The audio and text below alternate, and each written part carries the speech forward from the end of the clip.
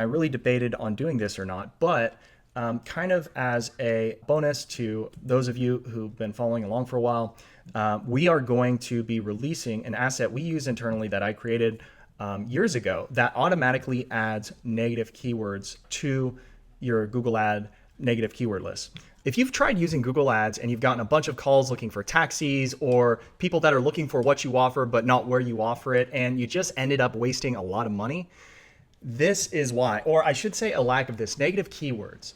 Negative keywords are responsible for the vast majority of the results in your account. It's not everything, but if you don't have the right ones, you can waste a lot of money.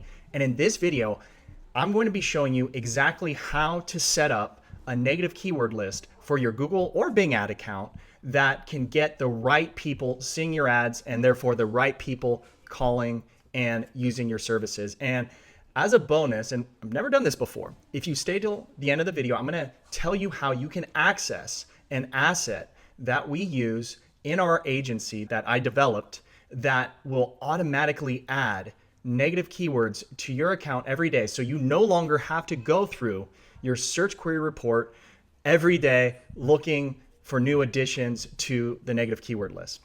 So first off, what are negative keywords? So let's first define keywords. So keywords are words or phrases that you put in your account. And what you're essentially telling Google is, I want when someone searches something very similar to this word or phrase, I want you to show my ad. Now, they've made a lot of changes over the years, and it used to be much better, in my opinion, much easier to target people with keywords. For instance, if you had a keyword in your account that said San Diego Limo Service, and that was the keyword, San Diego Limo Service. Notice that that's actually a phrase, but they call them keywords even if it is multiple words. It used to be someone had to search something very similar to San Diego Limo Service, but now they can search things like airport transportation or black car service, and because you have that San Diego Limo Service keyword, they will still be seeing your ads. And it's just a new day and age, and that's how it works now. And this is why it's even more important that you have the right negative keywords in your account, because Google now will take that keyword that you have and it will match it and therefore show your ads to people that might not even be looking in your city, that might not even be looking for the service you offer. And it's very easy to waste a lot of money if you do not have the right negative keyword list. So negative keywords are essentially the opposite of keywords. So if a keyword is meant to trigger your ads to show, a negative keyword means we're trying to trigger your ads not to show. And so we want to have a very robust list. And I always get asked, well, how many should I have? Should it be a few hundred? Well, in my opinion, it should be at least a few thousand.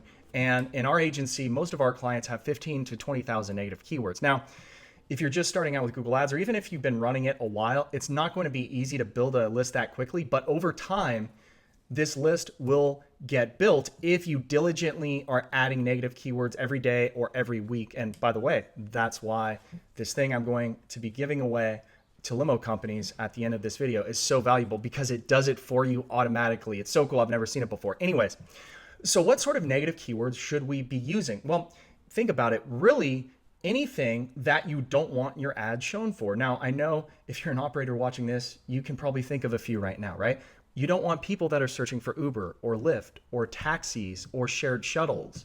There's just a wide range of these things. But first, let's start at the top of the list, locations. Okay, so let's pretend that in your Google Ads account, you have the setting that most people in this industry should have. And that setting under locations says only show my ads to people, or I shouldn't say only, show my ads to people that are either in my location or they're interested in my location. It's the recommended setting. And the reason why this setting is so crucial is because many of you, if you do black car, any sort of black car, you've got people from all over the world flying into your city. So you really want anyone that has interest, meaning if someone's in Tokyo, they're flying into San Diego, they search San Diego car service, right? You're going to want that person to see your ads.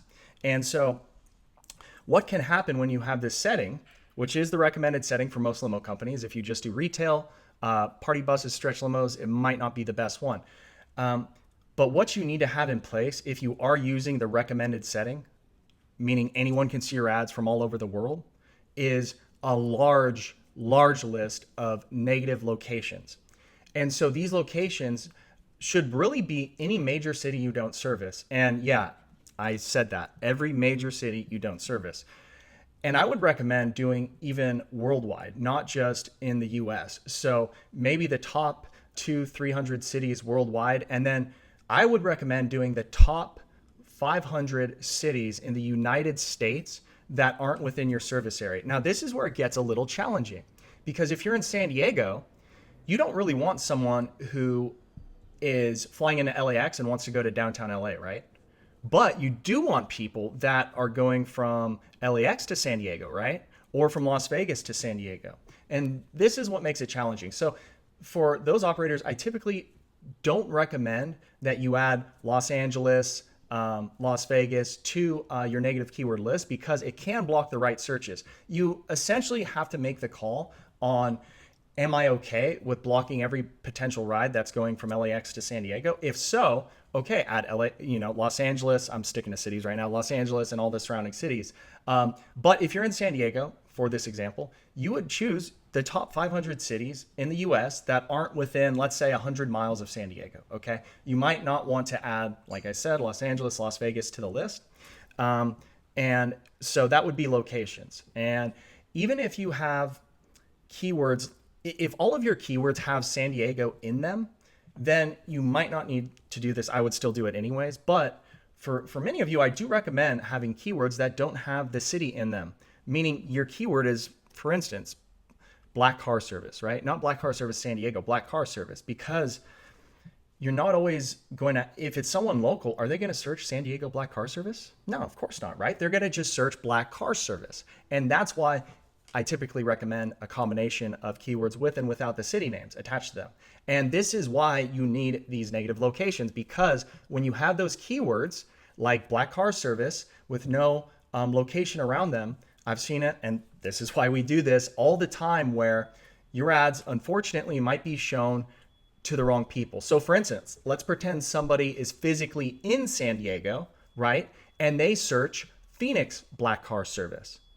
Okay, well, if you have the keyword black car service and they're searching Phoenix black car service, those are going to match up, right? And unless you have Phoenix as a negative keyword, your ad will be shown. And that's not someone you want to see your ad, right? They're flying into Phoenix. You don't want them clicking on your ad and you wasting money on that click. So locations is a big one. Airports and airport codes. That's another huge one. So every major airport in the US and worldwide, their name, their nicknames, even, you want that on the list, except of course for the airports you service. So San Diego International Airport, you might also not want to include LAX or Las Vegas Airport, or even maybe John Wayne, which is the local Orange County airport, or Long Beach Airport, Burbank, because there's a chance that these people will be going and needing a ride from those airports to San Diego. So you have to be very careful. You don't want to add the wrong ones. So you have to be very careful. You don't want to add the wrong ones. But this is going to be a very large list, right? Because we're including international airports and airport codes. Okay, next is price shoppers. So one cool thing is there's lots of lists that are already been created that you can find online. If you just Google negative keyword lists, you'll find plenty of websites that have lists of hundreds to thousands of potential common words of people looking for like free, cheap, cheapest, things like that. And because you really need to have every sort of variation of a word, because it will only not show the ad if it matches exactly. And that's why most of the time I recommend your negative keyword list be a one-word list. For the most part, you just want a one-word list. And so this can be found, price shoppers, and really every common negative keyword, you can just grab that directly from Google, or directly from Google search. There's lots of websites that give that away for free. So make sure you add that. So far we've got locations, airport names, airport codes, price shoppers. I should just say common negative keywords. Competitors. Okay, so this one is always confusing to people, I have found, because they think when someone searches for my competitor, I want my ad to show. I do what they do. Why wouldn't I want my ad to show up above their listing, right? So here's the problem with that. And I would say in most situations you don't. And here's why. What if that person has already booked with your competitor and they're just calling to change some detail? What if they're just, what if they've read a ton of your competitors' reviews and they're pretty set on working with this company? You might say, well, yeah, but that's still an opportunity. And here's why. You can't think of it like, well, there might be some circumstances where it would be good. Here's why. That's not how you should think about it. If you have a limited budget, meaning let's say you're spending $50 a day and the campaign says limited by budget, that means you could probably spend a whole lot more than $50 a day, depending on the market you're in. And wouldn't you prefer to spend all of that money on people that are not looking for your competitor, right? So would you take someone that has read a bunch of your competitors' reviews, they're pretty set on that competitor, and they call you by accident? Or would you rather get a call from someone who found your business and they're not really have any set idea of who they want to work with? Every day of the week, you're going to want to go with the latter, which is the person who doesn't have a company in mind already. And so add all of your competitors and their variations. So meaning if your competitor is Joe's Limo Service, you want to add Joe, Joe's with an apostrophe, Joe's with Joes, all of those variations, because you will likely see all of those pop up. And then finally, services you don't offer, vehicles you don't offer. So a common thing we will do in a lot of our accounts, because Google has really made it a lot more challenging these days to target the right people, is if we, for instance, have a keyword that's, let's say it's San Diego car service, right? That's our keyword. Well, I know, and Google's been doing this for years now, that if someone searches San Diego limo service, that Google thinks that's close enough. Even if you're using phrase and exact match keywords, they think that's close enough and they'll show your ad to that person. Well, I'm guessing most of you operators out there know that car service and limo service, yes, they are similar. I would say limo is like the broad category, but car service is more specific. And if someone searches San Diego limo service, sure, they might be looking for a black car service, but there's a very good chance they're looking for stretch limo as well, right? So what do we do then?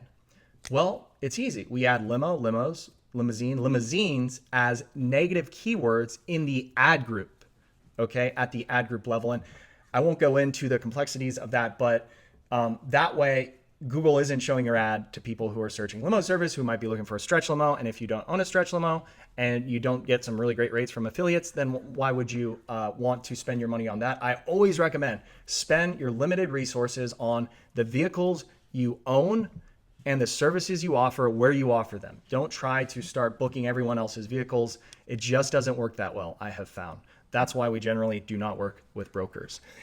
And then, yes, of course, vehicles. So for instance, if you don't have a stretch limo, you could have stretch as a negative keyword. Granted, when people oftentimes are looking for a stretch limo, they don't always type in stretch limo, right? But maybe someone's looking for a Hummer limo. So you have Hummer as a negative keyword. So this will get you a really good start. And from this alone, this should be a few thousand negative keywords. And so finally, like I promised, we are going to be releasing an asset we use internally that I created. You likely want to be at least somewhat familiar with Google Ads to implement this.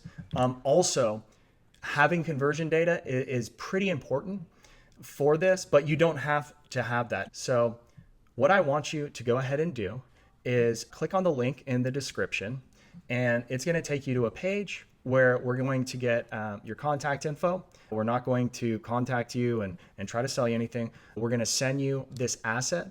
We will email it to you. And so really excited for you guys to see this and implement it, and then respond in the comments once you do get it implemented, how you're liking it.